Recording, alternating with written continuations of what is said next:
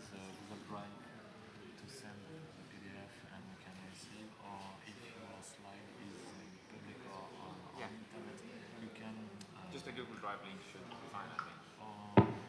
Or create a bitly. Allô, vous m'entendez? Yeah, I'll do that. D'accord. Ok, ça c'est.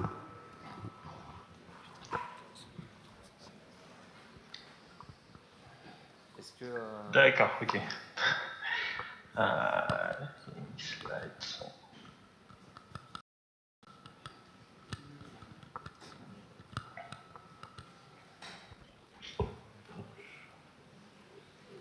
Ok.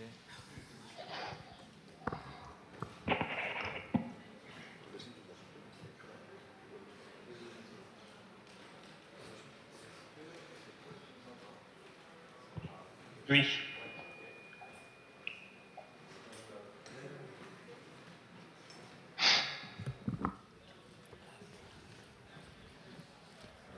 Je vais mettre plus loin.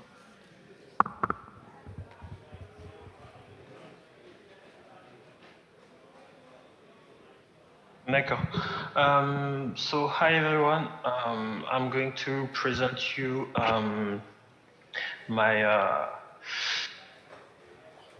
my subject, which is extending atomic software as YouTube. So this is a collaborative work with my advisor from the INSA Centre Val de Loire, and so I am Jean-Yves. Sorry. So I am Jean-Yves. I'm a third year PhD student, so I hope it's my last year. My subject is about making a fast and scalable blockchain for mobile payment solution, and I work at the company Orange, so it's a dual PhD with a company and a university. So I'm currently not in Paris because my company doesn't let us travel due to the virus. I'm stuck in Caen, but feel free to contact me. You have my email address or my Twitter handle. So Atomic Swap, the context. Cryptocurrency let us do something we were only able to do with cash. It was like peer-to-peer exchange of value between Alice and Bob. But now thanks to cryptocurrency and blockchain, we can do it online. So we can exchange like value without having someone in the middle. So what is the main use case for cryptocurrency today? It's like trading. So you have Alice who has some ETH and she wants to exchange it for some Bitcoin from Bob. But how does it happen in the real life? In the real life, what happens is that you have an exchange that is in the middle that facilitates the whole transaction. So you have Alice and the Bitcoin on the platform, and Alice and Bob send the coins on the platform, and the exchange happens there. But as we all know, not your keys, not your funds. So the exchange can run away with your fund, or they can get hacked, among other things. So what we want to do is try to keep the same way of doing everything, like not peer-to-peer, but then put it with the whole blockchain. So we want to have peer-to-peer trading. So one way to do that is to use atomic swaps. So what are atomic swaps? There are some swaps, so exchange that happen in the all or nothing manner. Meaning, so either Alice ends up with the Bitcoin of Bob and Bob has the ETH, either both keep their coins. So you don't have anyone who has like both coins at some point during the exchange.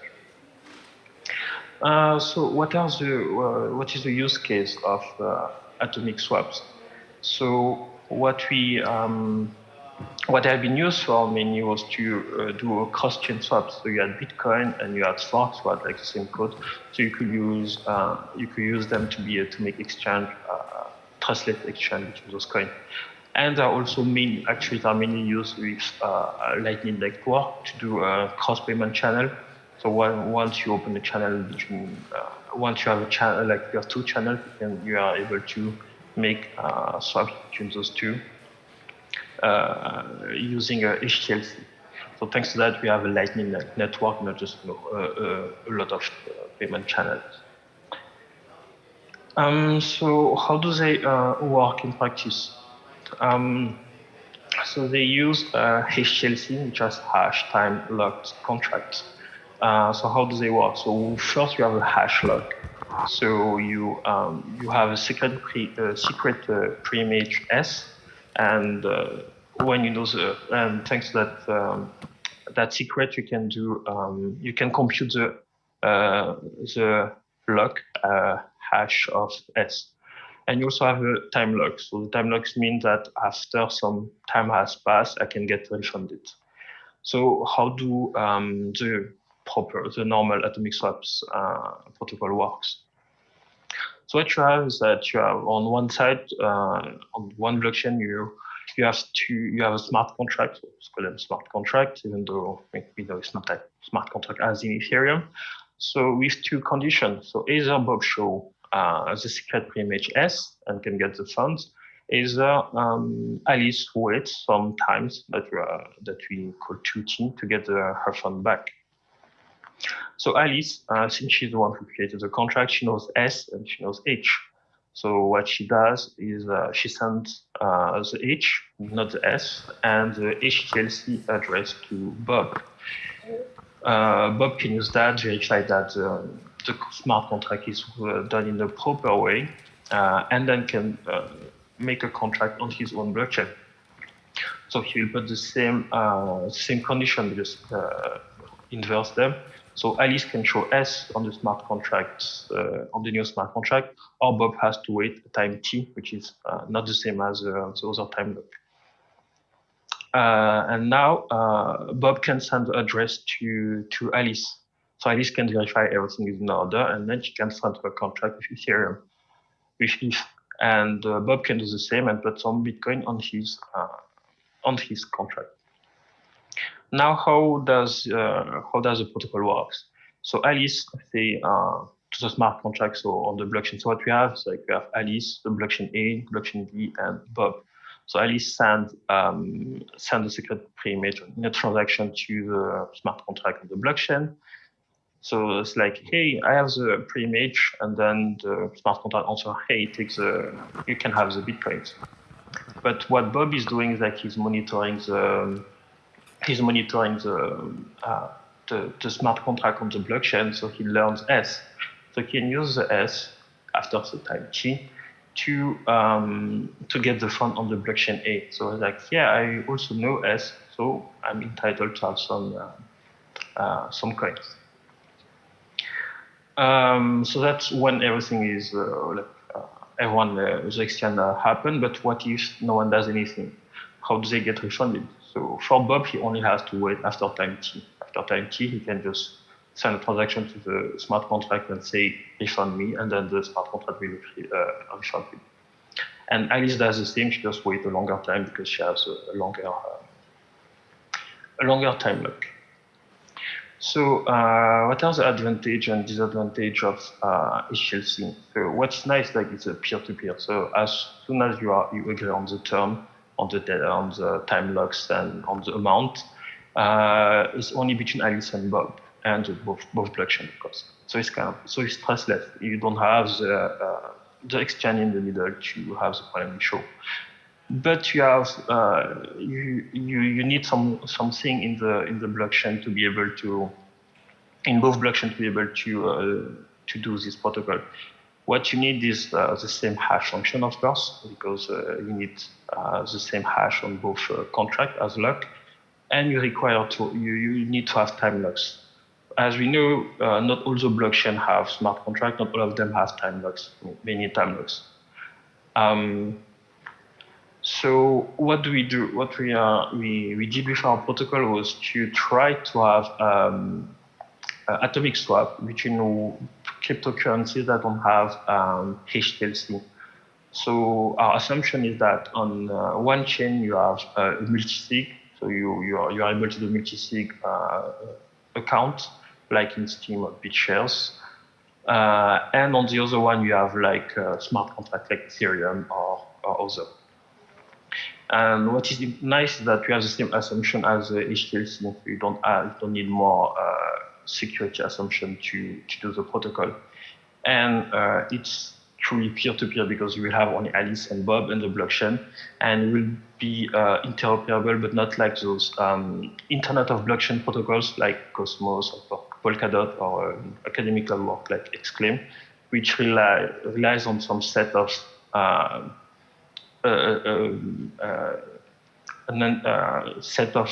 intermediaries that have another consensus on the top to have it trustless or decentralized. So our assumptions, as I said, the same as in HTLC. If you suppose that on both blockchain you have honest majority, so if any of the blockchain is not secure, you cannot guarantee anything, of course. And what we need from the smart contract chain is that you are able to understand and verify some signatures from the other blockchain, from the one with only multi-sig, the dumb blockchain if you want. So usually it's a DSA on the Bitcoin curve that is mainly used by most blockchains. And you also need Alice and Bob to be able to exchange information to do the whole negotiation of the amount and things like that. And also they need to agree on the time lock. So in practice, those time lock are a function of the confirmation time on both blockchains. So it will depend on the both blockchain involved in the exchange.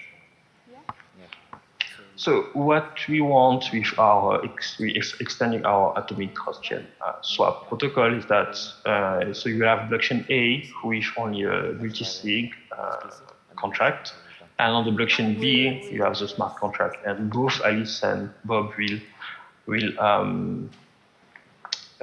interact with both blockchains, like the multi-sig. So on the multi-sig, what is interesting is that we can think of it as a shared account. It's like Bob and Alice have ownership, so they need to cooperate to be able to do any transaction in that account. So just quick notation. So what we want is swaps. So it's like that means like on the blockchain A, we want Bob to control the funds, and then that means that Alice has a way to also have the funds. So if one gets the fund of the other blockchain, the other needs to be able to have the fund too. And down what we see is like the other property from the atomic swap, which is refund. If Alice gets refunded, Bob needs to be refunded, and vice versa. So how do we make that happen? So the principle is a copy of what you have in the normal protocol. The difference that you have the multi-sig, which Alice and Bob control through like these two keys, and Alice has one and Bob has the other one. So to be able to do a transaction, they need to cooperate. So Bob, for instance, sends a transaction saying, okay, let's swap on the blockchain A and for Bob, and send the transaction to Alice. So Alice can sign and give her sigma. So sigma are the signature. So sigma prime is Alice's signature, and sigma normal is just Bob's signature. So Bob needs Alice to send her signature to be able to do anything. And what we can do is like force Alice to put her signature on the smart contract on the blockchain B to be able to make the protocol advance. And Bob, monitoring the smart contract SC, will learn the signature from Alice.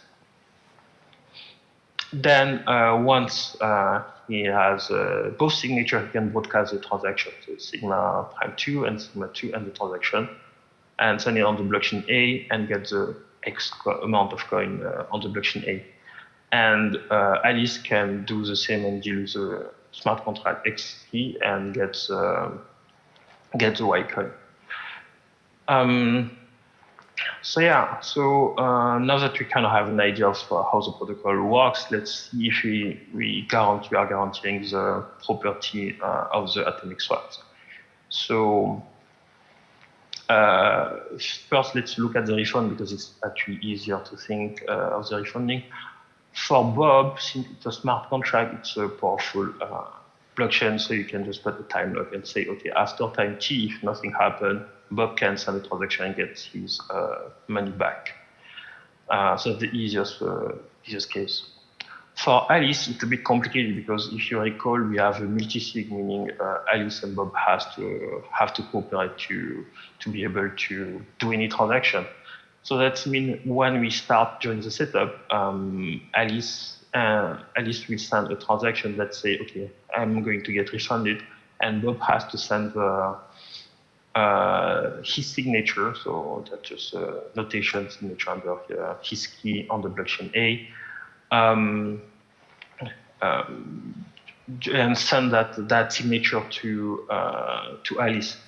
This means that Alice can get refunded at any time. All she needs to do is just sign the transaction, put her signature, Bob's signature that she got, the transaction, and broadcast it on the blockchain, and then she'll get her money. So we have the easy case of Bob with a smart contract, and the bit more complicated case of Alice with the multi-sig. Then looking at the swap, so how does it work? The problem is that since Alice can get refunded at any time, we have a race conditions. That means at any time we have two transactions that are conflicting. So if what can happen is like Alice can send a transaction to be refunded, but Bob at the same time can try to get the money on the blockchain A, and the same can happen on the blockchain B. And of course, we want a protocol that is trusted, so it's not going to be like, okay, please wait while I take the money out and don't screw it. So let's fix it from Alice's perspective. From Alice's perspective, it's actually a bit easy because it's on the smart contract that we can put some condition. So what we do is just we put a variable unlock, and we put it at false. So that just means that the protocol didn't start. If Alice starts the protocol, as we say, like, please sign the transaction, then Alice signs the transaction, and she interacts with the blockchain, with the smart contract SC, then Bob knows this sigma prime, which is a signature from Alice, but on the smart contract, we see that unlock becomes true. That means the protocol already started. And as soon as the protocol starts, we will Bob cannot use the condition we saw earlier to get refunded. So Alice is sure that she doesn't need to trust Bob to get the fund. She can just say, okay, I'm sure that as soon as I start the protocol here, Bob will never be able to get refunded before I claim the coin on his blockchain. So from Alice's side, it's pretty easy because those smart contracts will just put a new condition in it. But then we have the problem for Bob because from Bob's side, he already sent his signature to Alice, and Alice can get refunded anytime she wants. So she can then start the protocol and put unlock to true, meaning Bob cannot get refunded, and then get the money back, and then take the money on the blockchain B with a smart contract. If Bob tries to get the money, there's no money, so the transaction fails. So how do we fix that? So what we do is that we add like more time logs. So we give Bob more time to get the coins. So we can think of it as the first code is Alice has to start before the time t, so between 0 and t. Then Bob can get the coins on the blockchain A, and then after another interval of time t, Alice can then get the money on the blockchain SC. So it means that putting another, we add a new condition on the smart contract. So we already had the condition before to fix it from Alice's side. But what we do is that if Alice, we had a new condition, which is if Alice broadcasts her signature for the refund transaction, Bob can learn that signature. Then he can just show it between time t and time 2t to the smart contract, and smart contract will be like, okay, I see that you have a signature from Alice, so I give you the money. What is important is that the only way Bob will know this signature is if Alice generated it and broadcast it. So we know for sure. So here, for sure, like Alice gets refunded. Bob has the time to get his money back, and when Alice tries to get more money, it doesn't work. So yeah, that's the more detailed idea of the protocol. I got accepted on the academical paper, so you can look for it or just ask me and I can send you the full paper as a smart contract. Unfortunately, I didn't have the time to make the implementation, so we don't have the easy code for the whole protocol. We only have the design and the paper that got accepted. But what's nice with our protocol is that we improve the interoperability without having to add more assumptions. And our protocol let us do atomic swaps using multisig on one side and smart contract from other side. There are other protocol like that trying to achieve anonymity too. It's interesting to see if you can mix all those protocols and be able to have atomic swap with any blockchain around. So yeah, I don't know if I still have time for questions, so you can ask questions, or if not, just you have my contact, you can send me anything. So thanks for listening. Thank you. We can't take a question because we are late, but thank you very much. Yeah, thank you for listening.